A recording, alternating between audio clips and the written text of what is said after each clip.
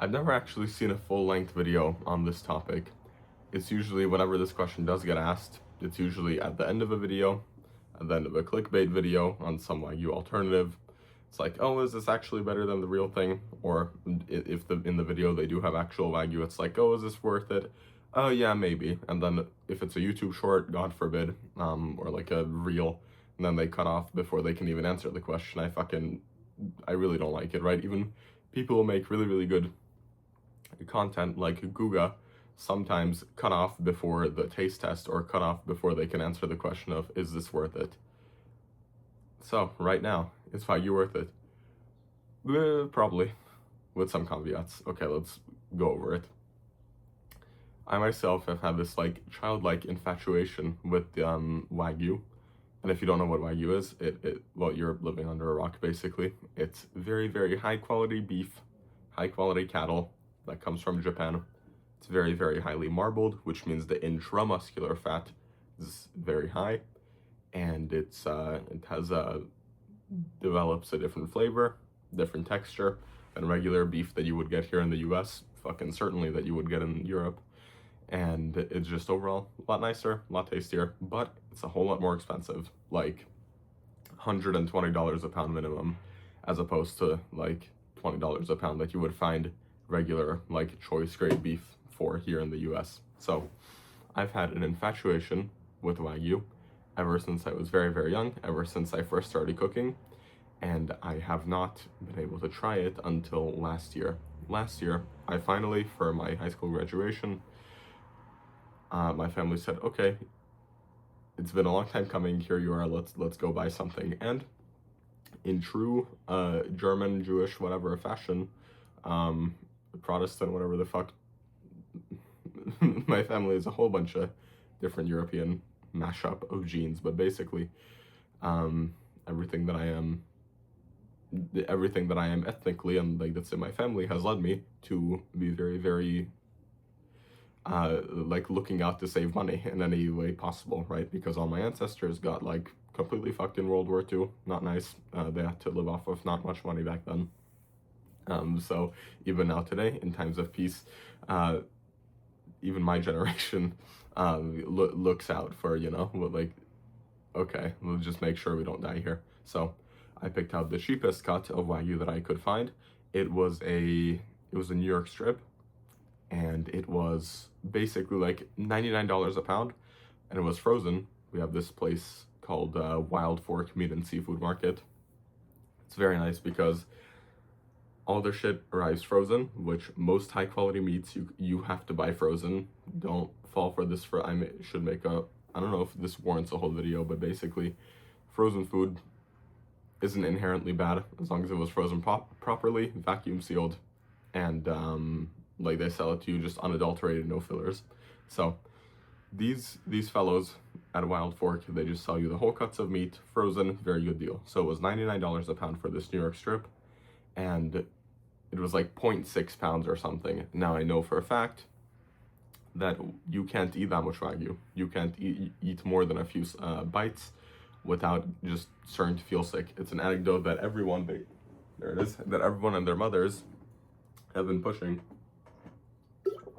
And if there ever was gluttony, if there ever was a real sin for gluttony, then I think people are gonna, you know, get fucking get straight insta spawn in hell for. It's when the mukbang YouTubers eat a lot of Wagyu, because there's just something very, very sad about that, because the enjoyment, let me spoil it for you, goes away after about 3 bites. After about 3 bites, you're like, okay, I've had enough. For the mukbang YouTubers or the speed eater YouTubers who eat like pounds and pounds of Wagyu in one sitting, it's just like, fuck. It's such a waste of a beautiful cow, such a waste of so much money. But getting back to my story, 0.6 pounds, $99 a pound, so it was somewhere in the $60. It was somewhere in the 60s, the price range, which a few people who are on the middle end of the bell curve of idiocy may think like, oh, you got scammed, that's not real, fuck you, yes it was. $99 a pound isn't like crazy low for Wagyu. It's about the lowest I would think, so it was a very, very good deal. and the fucking, like, the weight would make sense. And also, like, I know how to tell it was real. So, we buy that. Mind you, by this point, I watched so much content on how to make it. It's, like, infatuating. My biggest obsession is cooking. Within cooking, my biggest obsession is steak. Within steak, my biggest obsession has always been Wagyu. It's like, what's the highest quality you can get? Okay, Wagyu. Dry-aged Wagyu, rib cap, fucking dry-aged picanha, whatever. I'm just trying to find, like, what's the best theoretical steak. And so holding this in my hand was completely an unreal experience. It was very, very nice. I think I waited a few days, because it was frozen, waited like a day or even two for it to be unfrozen, for it to like thaw. It doesn't take that long to thaw, especially because it was a very thin, fairly thin strip, but I still waited a little bit. Now the first thing that you have to realize is that Wagyu is the steak, like a Wagyu, if a regular New York strip is like this, the Wagyu strip will be like this, low-key. It would be very, very big. This is it'll also be thinner, right? Because I mean, they cut it thinner basically. So like, butchers often will, like, if they want to cut a 1 pound piece of the steak, somehow the American beef will end up being like this thick, the Wagyu will end up being this thick, just because it works. It just works out somehow, because the surface area is bigger. I don't know if that has anything to do with the surface area, but basically the Wagyu steak is bigger, is much, much bigger. It's like bigger than the fucking palm of my hand. It's ridiculous. The way I did it, and the way that I've known that I'm gonna do it for 6 years, was this method by Guga, again, sous vide everything, Guga Foods, if you don't know him. He's a very, very prevalent steak YouTuber. He's probably the most knowledgeable guy on the planet when it comes to how to make steaks. He's done them every single way possible, so much so that now he's fucking run out of content ideas, and now he's just like recycling things. And he's like, I dry-aged steak in my... I'm not gonna make that joke because that's very disrespectful to Guga, but I dried steak in ranch, I dried steak in spicy ketchup, I dried steak in not spicy ketchup, and it's the same exact video format he's been grinding out for like 10 plus years, so it gets a little bit like repetitive, but at the base he is a super, super amazing, knowledgeable guy when it comes to steak, and he made this video about how to cook Wagyu and how to get the most of it, and it really stuck with me. So basically you cut it up into 3 pieces. Here's a strip. Bam, bam, you cut it up into 3 pieces. One of the 3 pieces you're gonna sear like normal and just salt, pepper, or even just salt. One of the 3 pieces you're gonna slice up thin, and you're gonna sear it for literally 10 seconds aside, and then you're gonna put it on top of sushi rice, and it's gonna be like sushi.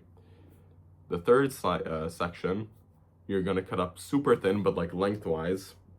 I didn't cut it lengthwise, I still cut it like just as thin as I could, but the easier way. And you're gonna eat it raw with actually in a bowl with an egg yolk.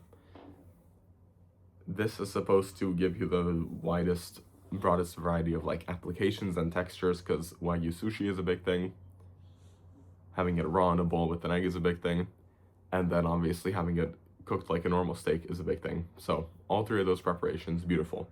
Would I have done anything differently about like how I chose to prepare it? Maybe I would have just seared the whole thing just because it'd be funny. But honestly, no. Honestly, I really, really like that I was like prudent enough to fucking make it last, basically, by cutting it up into 3 pieces. And also, even though it was a very small steak, each of those 3, obviously, because they were a third of like an already steak, which was like only a bit more than half a pound. Even though it was like they were very small pieces, they were enough, right? Because you can't eat that much Wagyu. Now, I get to cooking it. I have a video of this on my other channel. I documented this process, and the taste test comes, the moment I've been waiting for all my life. Well, all my life, for the past like 10 years, And then I taste it, and my life doesn't really change. It tastes basically exactly how people describe it. The texture, once it's cooked, is very, very spongy in a good way, in that. So I thought it would be porous. I thought the actual steak would have like pores and that it would pull apart really easily. No, the fat and the meat is all stuck together. Like, it's all stuck together very well. But once you cook it, it does become porous. So the first thing you'll notice is that sponge-like quantity, and it's gonna burst into juices once you bite into it. But the juices are gonna be a very fatty quality because they are basically fat. It tastes very nice, I have to say. It doesn't have too much of a unique flavor. It has a certain quality of it, like a certain quality of sweetness or richness or whatever you want to call it, but it's not that.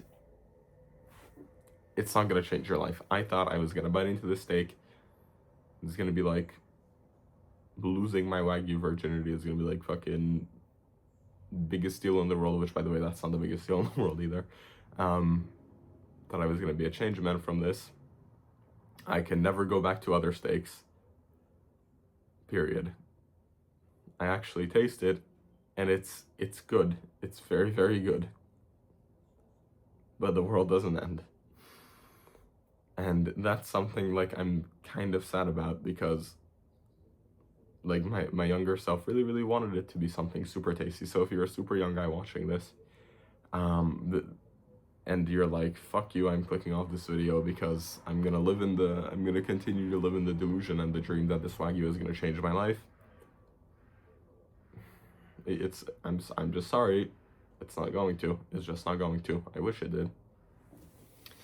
I really wish it did, because I was hyping it up as well for a long time in my own mind. But it just wasn't life-changing. It was very, very tasty. It wasn't fucking life-changing, bro. So overall, is it worth it? Yes. Absolutely.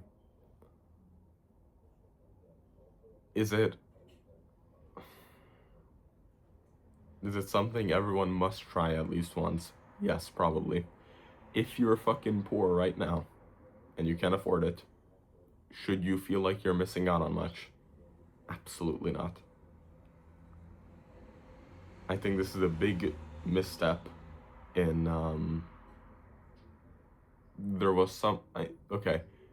there's something to be said about, like, romanticizing food, and it's amazing, but Wagyu has been romanticized like fucking insane.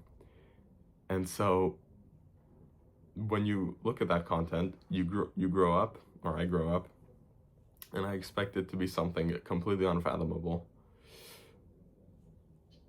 And again, like I said, you bite into it for the first time, and it's amazing, it's great, and the texture is amazing. I have to say, the texture is everything that I hoped it would be, because it is like that gusher quality, like that porous quality that you bite into it and it just explodes. But then I'm just examining my fucking thumb pad. I've been like training it. Training my hand size has been working. So, but then the flavor, it's not out of this world. Like, is it the best thing I've ever eaten in my life? Fuck no. Completely and utterly no. Is it gonna get beat by your mom or grandma, whoever does the cooking, by her like special dish that's very, very common in your family and that everyone enjoys? Yes, that's gonna turbo mog the fuck out of Wagyu any day of the week. Because it's just not like ridiculously good. It is very tasty. Don't get me wrong. It's this really like weird dichotomy, and maybe I'll have to try it again, because I just completely, like, now I know what it's like, but I don't know if I have enough experience with it to explain it and to properly communicate it to you. But so is it worth it? Yes, because it's not like you have to sell your soul. It's not like it's $10,000 or whatever the fuck. So it's not like a crazy price to pay for a one-time experience, especially if you buy a smaller steak. So completely buy it, try it. It's not a scam whatsoever. Also, the fucking, like, unrefined little retards who eat the Wagyu and they're just like, it's alright, like, fuck you. It's definitely more than alright. It's definitely more than just good. It's very, very good. But is it life-changing? Fuck no. So don't, please, if you're like younger and you're watching this, please don't expect your life to be changed. Like, and please don't expect yourself to not be able to go back to any other steak after trying this Wagyu, because it's not that big of a deal. It's a very, very tasty, good, high quality steak with a super good texture that is as good as they hyped it up. That's about it. And does it have to be anymore?